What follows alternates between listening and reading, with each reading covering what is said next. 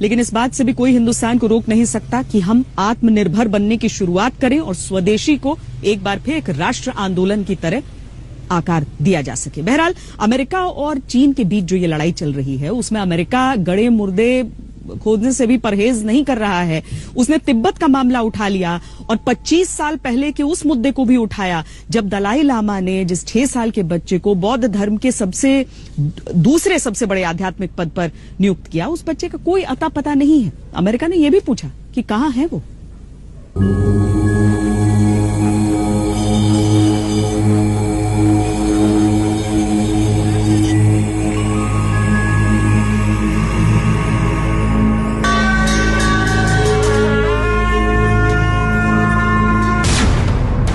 चीन की साजिशों से मचा कोहराम, अब तिब्बत को लेकर बढ़ा घमासान।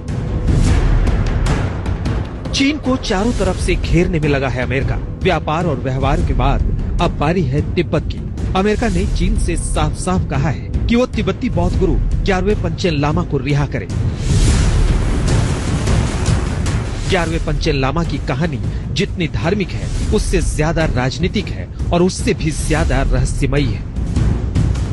दरअसल तिब्बत के गेझुन चायक नीमा को 1995 में 11वां पंचेन लामा घोषित किया गया था, वो भी दलाई लामा ने। तिब्बत में दलाई लामा के बाद पंचेन लामा बौद्ध धर्म से जुड़ा दूसरा सबसे बड़ा आध्यात्मिक पद है।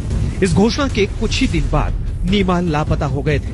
बताया जाता है कि पंचेन लामा जब 6 साल के थे तभी चीन ने उन्हें कैद कर लिया था और वो दुनिया के सबसे कम उम्र के राजनीतिक कैदी बन गए थे। उसके बाद से उनका कुछ पता नहीं है। 25 साल हो गए, न चीन किसी को कुछ बताता है, न 30 वसंत पार कर चुके 11वें पंचेन लामा को दुनिया के सामने ही लाता है। चीन की चालाकी देखिए, एक तो चोरी, ऊपर से सीना जोरी। वो अच्छी तरह जानता था कि 11वें पंचेन लामा बनाने के दलाई लामा के ऐलान का महत्व कम ना किया गया तो मुश्किलें बढ़ जाएंगी। आखिरकार उसने ग्यांके नोरबु को 11वां पंचेन लामा घोषित कर दिया, जिन्हें कई मौकों पर वो दुनिया के सामने लाता रहा है।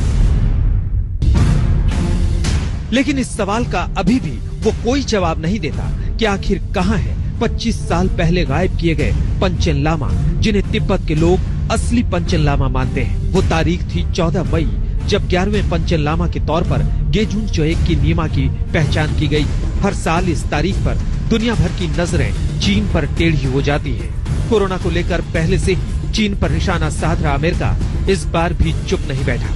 अंतर्राष्ट्रीय धार्मिक स्वतंत्रता के लिए अमेरिका के विशेष दूत सैम ब्राउनबैक ने कहा, वो कहाँ है इसके बारे में हमें कोई जानकारी नहीं है। हम पंचेन लामा को रिहा करने का दबाव चीनी अधिकारियों पर डालते रहेंगे। दुनिया को बताया जाए कि वो कहाँ है। चीन अगला दलाई लामा नियुक्त करने के अधिकार के बारे में लगातार बात करता रहता है, जबकि उसे ऐसा करने का कोई अधिकार नहीं है। 14 मई 1995 को हिज होलीनेस दलाई लामा ने 6 वर्षीय गेझुन नीमा को अगले पंचेन लामा के रूप में मान्यता दी। उसी के 6 दिन बाद चीन की सरकार उस 6 वर्षीय बालक को लेकर कहां चली गई, किसी को आज तक पता नहीं चला।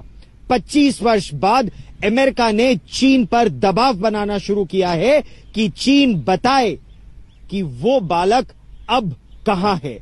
साथ ही साथ अमेरिका ने यह भी कहा है कि चीन तिब्बत में इस तरह की कार्रवाई कतई ना करे, क्योंकि विश्व को यह स्वीकार्य नहीं होगा। 5G के जरिए माउंट एवरेस्ट पर भी साजिश की चढ़ाई।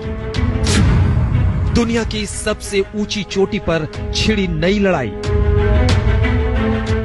चीन तिब्बत को लेकर लगातार कुछ न कुछ साजिश करता रहा है। करीब हफ्ते भर पहले ही उसने दुनिया के सबसे ऊंचाई वाले बेस स्टेशन से 5G की सुविधा शुरू कर दी। चीन की सरकारी दूरसंचार कंपनी चाइना मोबाइल के अनुसार ये बेस स्टेशन तिब्बत में 6500 मीटर की ऊंचाई पर बनाया गया है। इस बेस स्टेशन के अलावा पहले से 2 और बेस स्टेशन जो 5300 मीटर और 5800 मीटर पर बने हुए हैं। इनसे भी माउंट एवरेस्ट पर अब उत्तरी रिज के अलावा चोटी पर भी पूरा 5G सिग्नल मिलेगा। यही दिक्कत है। कहने को चीन ये कह रहा है कि इस सुविधा से पर्वतारोहण, वैज्ञानिक अनुसंधान, पर्यावरण निगरानी और हाई डेफिनेशन लाइव स्ट्रीमिंग के लिए दूरसंचार सेवा मिल सकेगी। लेकिन भारत और नेपाल जैसे देशों के लिए ये बेहद संवेदनशील मुद्दा है, क्योंकि इतनी ऊंचाई से तो चीन पूरे हिमालयन रीजन पर निगरानी